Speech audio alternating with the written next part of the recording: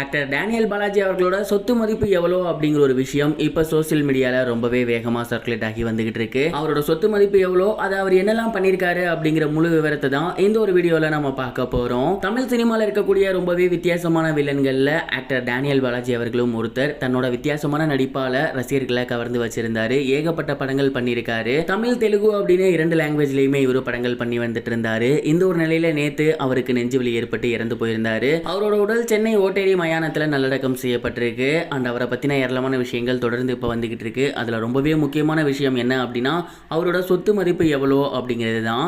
Daniel Balaji அவர்கள் இது வரைக்கும் கிட்டத்தட்ட 28 படங்கள் நடிச்சிருக்காரு. அண்ட் அதில் ஆரம்பத்தில் வந்த படங்களில் மட்டும்தான் சம்பளம் கம்மி. அண்ட் அதுக்கப்புறம் இவர் சினிமாவில் பீக்கில் இருந்த டைமில் கிட்டத்தட்ட 50 லட்சம் ஒரு படத்துக்கு சம்பளமாக வாங்கியிருக்காரு. கடைசியாக அவர் நடித்த ஒரு 15 படத்தை எடுத்தால் மட்டுமே கிட்டத்தட்ட 10 கோடி ரூபாய் இவருக்கு சம்பளமாக வந்திருக்கு. அண்ட் இந்த பணத்தெல்லாம் அவர் என்ன பண்ணியிருக்காரு அப்படின்னா நல்ல விதத்தில் மட்டும்தான் யூஸ் பண்ணியிருக்காரு. குறிப்பாக சொல்லணும் அப்படின்னா சென்னையில் ஒரு நல்ல வீடு வச்சிருக்காரு. ரொம்பவே ஆடம்பரமான வீடு தான் அது. அந்த ஒரு வீட்டில் தான் அவர் தங்கியிருக்காரு. அண்ட் அவங்க அம்மாவுக்காக ஒரு சில விஷயங்கள் பண்ணியிருக்காரு. இதெல்லாம் போக மிச்சம் இருக்க காசை எல்லாத்தையுமே கோயில்களுக்கு தான் அவர் கொடுத்துருக்காரு. அனாதை ஆசிரமங்களுக்கு தான் அவர் கொடுத்துருக்காரு. ஆன்மீகத்தில் ரொம்பவே ஈடுபாடு உள்ள ஒருத்தர். இவருக்கு கல்யாணமும் ஆகலை. அந்த ஒரு காரணத்தினால இவருக்கு தேவையான பணங்கள் போக மிச்சம் இருக்க பணத்தை எல்லாமே நல்ல வழியில் மட்டும்தான் யூஸ் பண்ணியிருக்காரு அப்படிங்கிறது தெரிய வந்திருக்கு. இதே போல இவரோட இயற்பெயர் பாலாஜி தான். ஆனால் டேனியல் பாலாஜி அப்படின்னு ஏன் எல்லாரும் கூப்பிடுறாங்க அப்படிங்கிறதும் சோசியல் மீடியாவில் வைரலாக போய்கிட்டு இருக்கு.